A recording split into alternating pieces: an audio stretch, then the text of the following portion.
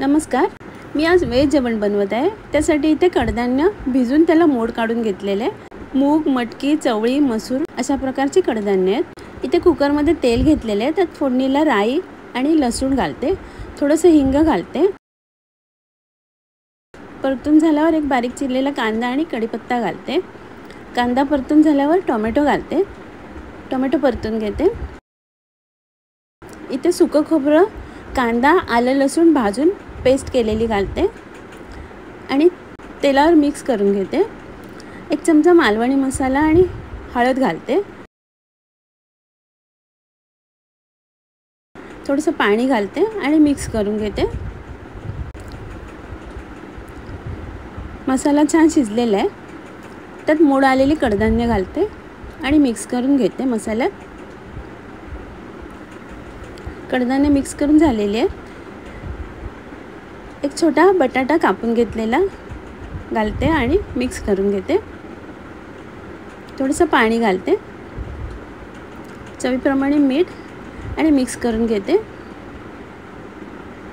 वरून कोथिंबीर घालते. मिक्स करून घेते आणि झाकण लावून 2 शिट्ट्या काढून घेते. 2 शिट्ट्या झालेल्या आहेत. कुकर थंड झालं आहे. आता झाकण उघडते. भाजी शिजलेली आहे. बटाटे पण शिजलेले आहेत. वरून कोथिंबीर घालते. कडधान्याची सुकी भाजी तयार आहे. इथे शिराळी घेतलेली आहेत. शिराळीची दोन्ही टोकं कापून घेते आणि साल काढून घेते. अशा प्रकारे शिराळ्याची शिरा तासून घेते.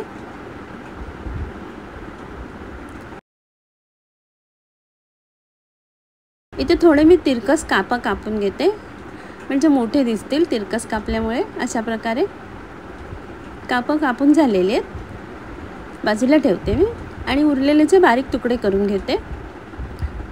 कढईत शिराळ्याची भाजी घालते. कांदा, हिरवी मिरची आणि कढीपत्ता घालते. थोडंसं पाणी घालून झाकण लावून भाजी शिजायला ठेवते. 5 मिनटं झालेली आहे. झाकण काढते. चवीप्रमाणे मीठ आणि थोडीशी साखर घालते. मिक्स करून घेते आणि झाकण लावून पुन्हा शिजायला ठेवते. 5 मिनिटांनी झाकण काढलेलं आहे. भाजी शिजलेली आहे. ओलं खोबरं घालते. मिक्स करून घेते आणि झाकण लावून एक वाफ काढून घेते. झाकण काढलेलं आहे. भाजीतलं पाणी सुकलेलं आहे. वरून कोथिंबीर घालते. मिक्स करून घेते. शिराळ्याची भाजी तयार आहे. इथे मुगाची डाळ, हिरवी मिरची आणि टोमॅटो घालून कुकरमध्ये शिजून घेतलेली आहे. कढईत तेल घेतलेलं आहे. त्यात फोडणीला जिरं, सुकी मिरची आणि 3 लसणीच्या पाकळ्या चिचून घेतलेल्या घालते आणि परतून घेते. एक मोठा बारीक चिरलेला कांदा आणि कढीपत्ता तेलावर परतून घेते. थोडंसं हिंग घालते आणि मिक्स करून घेते. थोडीशी हळद घालते आणि शिजून ठेवलेली मुगाची डाळ घालते.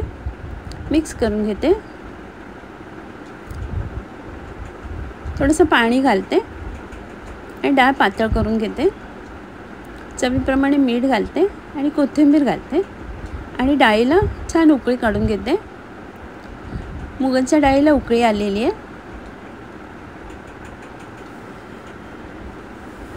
वरून कोथिंबीर घालते. मुगाच्या डाळीचं वरण तयार आहे. इथे पॅनमध्ये अर्धी वाटी शेंगदाणे भाजून घेते. शेंगदाणे भाजून झालेले आहेत. आता मी काढून घेते. थोडंसं तेल घेते आणि 3-4 लसणीच्या पाकळ्या, 2 हिरवी मिरची आणि सुकी मिरची तेलावर भाजून घेते. इथे शिराळ्यांची शिरा काढून घेतलेल्या त्या घालते आणि तेलावर परतून घेते. तेलावर परतून झालेले आहे. इथे शेंगदाणे थंड झालेले आहेत. मिक्सरमध्ये थोडंसं मीठ घालून जाडसर वाटून घेते. आता सुकी मिरची आणि शिराळ्याची शिरा घालते आणि जाडसर वाटून घेते. इथे तेल घेतलेलं आहे. तेल गरम झाल्यावर जिरं आणि हिंग घालते फोडणीला. लाल तिखट घालते आणि शिराळ्याच्या चटणीला वरून फोडणी घालते आणि मिक्स करून घेते. लिंबाचा रस घालते आणि मिक्स करून घेते. शिराळ्याच्या शिरांची चटणी तयार आहे. इथे शिराळ्याच्या कापांना पहिले लिंबाचा रस लावते. लाल तिखट, हळद आणि मीठ लावते आणि व्यवस्थित मसाला लावून घेते. मसाला लावून झालेला आहे. इथे रवा, तांदळाचं पीठ, लाल तिखट आणि चवीप्रमाणे मीठ घालून मिक्स करून घेते. शिराळ्याच्या कापांना लावून घेते रवा. अशा प्रकारे पॅनमध्ये तेल गरम करायला ठेवलेले आहे. तर शिराळ्याची कापं फ्राय करून घेते. एका बाजूने फ्राय करून झालेले, आता दुसऱ्या बाजूने फ्राय करून घेते.